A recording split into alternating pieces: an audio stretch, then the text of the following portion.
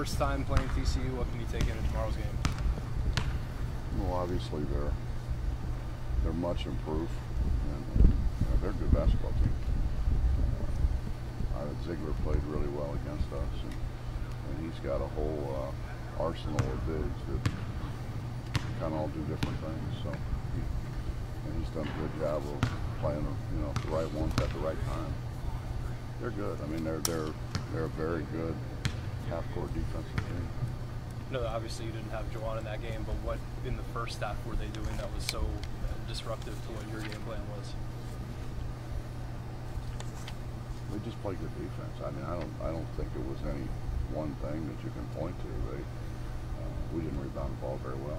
Obviously, they rebounded it better than we did. So, but other than that, I don't think it was any singular thing. They do a great job of help. They just try to make you shoot the ball over top of them. What was this week like after the loss to Texas? What would you focus on throughout the past few days? Getting better. I think Monday and Tuesday we spent way more time on us, and then yesterday we spent a little bit of time getting ready for TCU. Today we'll spend a bunch of time getting ready for TCU. Hi, John.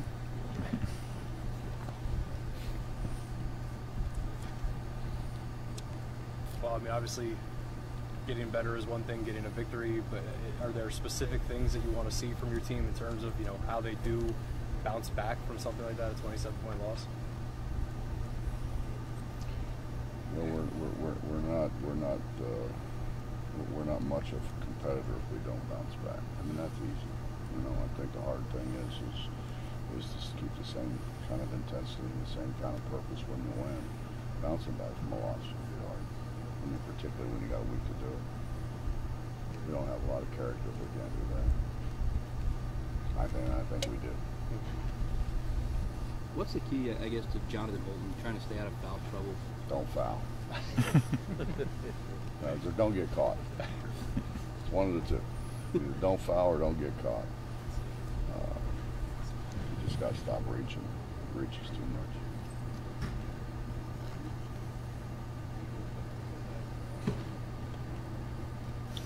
But when Jonathan is guarding the guy inbounding the pass and he's screaming his head off, is that something that he's just brought on his own? Did he ever run that by you guys, or do you just see it come out of him? I don't know. I can't remember.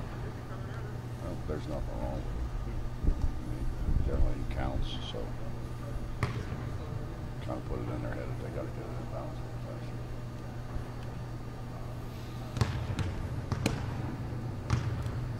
Press that you're running.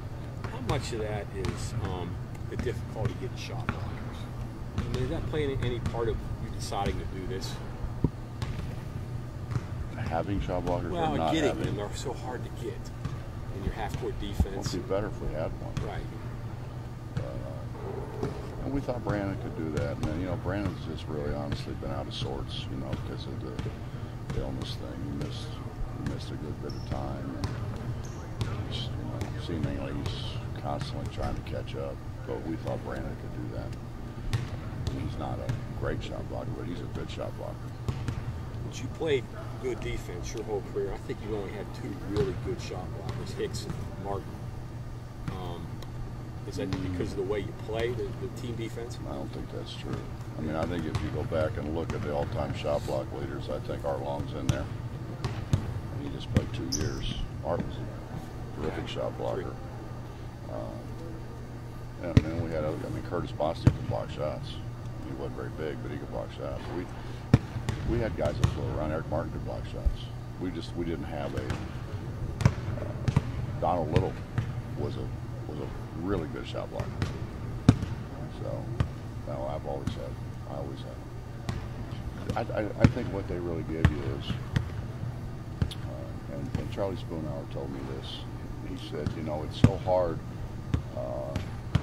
Even though we got offensive rebounds, we still had to score over top of those shot blockers. And I think that's what it brings. So as much as anything, it just kind of particularly eliminates things right around the goal that aren't on the move, at least. If that makes sense. Coach, Coach, you had said earlier in the week that this might be one of the most difficult conferences that you've coached in. As you head into the part of the second part of the season now, the conference season, and the games hit you a lot quicker now, and shorter turnarounds, and it's one tough game after the other. What are the keys to stay prepared, stay focused when it's a Saturday, Tuesday, and then then it's another tough games the next week, and tough games the week after that, so on and so forth. It's what you try to prepare for all year.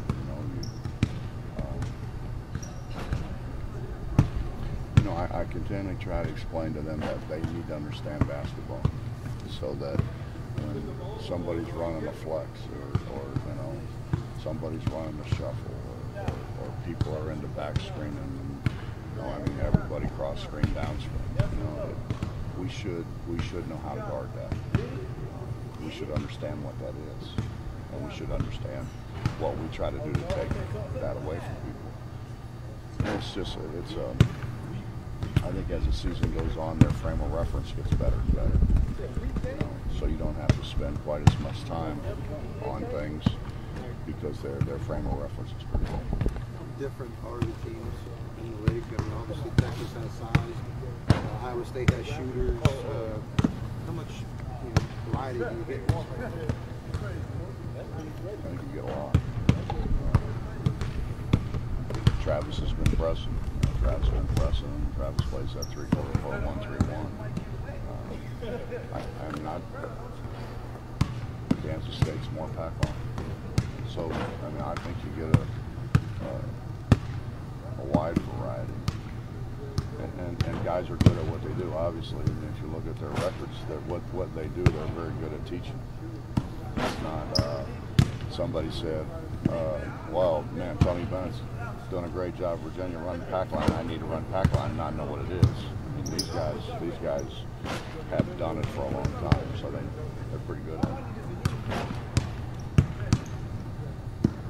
Do you anticipate TCU making any adjustments to going against your press defense? Sure. Everybody will. But again, that comes back to doing it all year and doing it for 40 minutes, so our frame of reference ought to be better. Sorry. You just answered exactly what I was going to ask you. Are you comfortable going into games now, knowing what you're going to get from your guys? Are you feeling better about that, or is it still like, oh, not sure what I'm going to do? No, it's like a golf scramble, Who knows? Yeah. Who knows who's going to hit it where?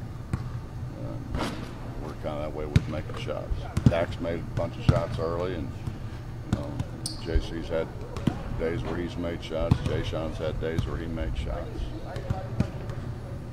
Chase has had some weeks where he couldn't miss. So that's the next step for these guys, is to get to that point. More consistency. Yeah. But John, it's a lot of things. It's not our shot preparation at times is horrible. It's horrible. Our passing at times is horrible. It's hard to shoot bad passes. It's hard to make shots when you're off balance. It's hard to make shots when you have to rush it because your preparation to shoot it wasn't what it needs to be. And I think that's something that will continue to get better, as we go. It'll certainly, with the younger guys, get better as their careers continue to grow. But it's not just shooting the ball. You can come out here and watch them. They make a lot of shots, but they don't make a lot of shots when everything else is involved. The right shot, maybe? I don't know if it's a right shot. I think it's preparing to shoot it. And a lot of it's passing.